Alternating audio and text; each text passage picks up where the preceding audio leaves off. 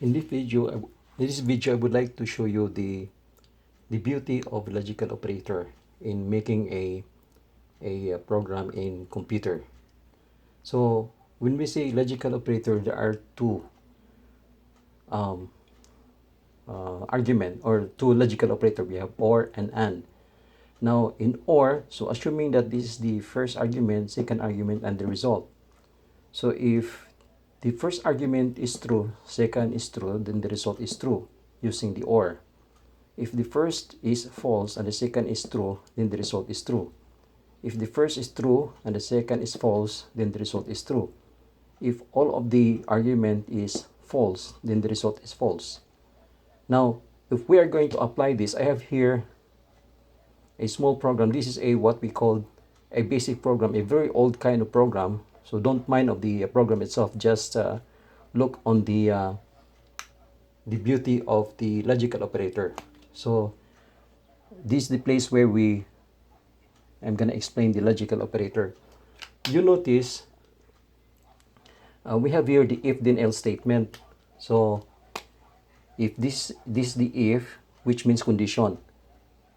So this is the first argument and this is the second argument, and we are using the OR as a logical operator. Now since I am using the OR, so if the first argument is true,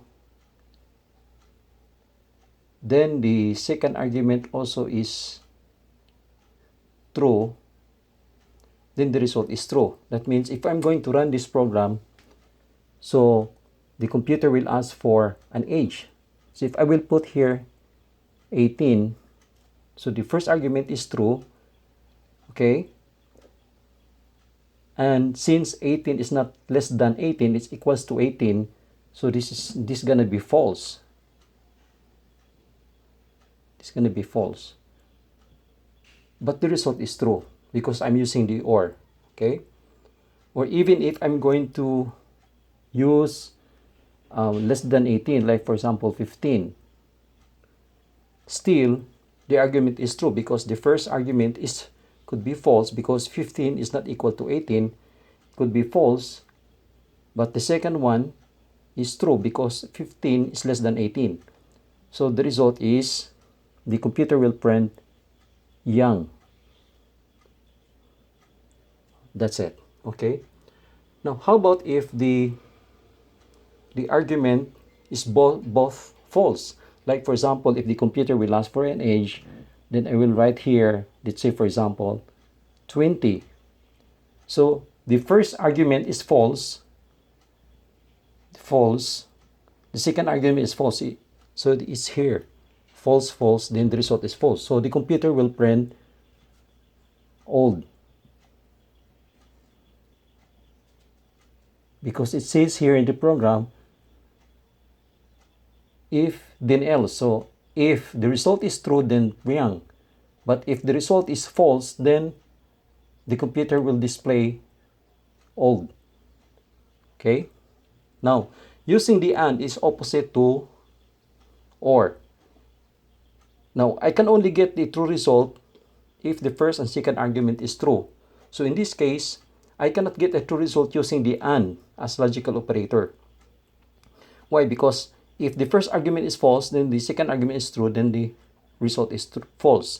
If the first argument is true, then the second is false, the result is false. As what I have said, in order to get a true result, the first and second argument must be true. So what shall I do? So I have to create another input statement here and put another age with a different variable. Let's say for example variable B. So if A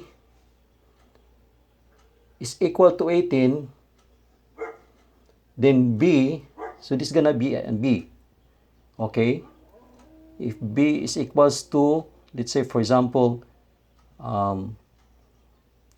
13, then I will have true because if the computer will ask for an age, then I will put here 18.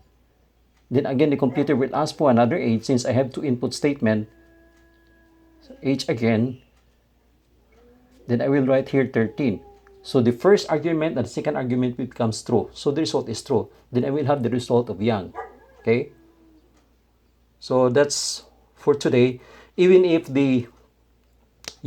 you are using the object-oriented program, as long that there is an argument, then the logical operator, it will be applied based on the procedure of the if then else statement. Okay, so that's all for today. Then I will give you another explanation with regards to logical operators, most probably the discrete mathematics. Okay, so keep watching my video and subscribe. Thank you very much.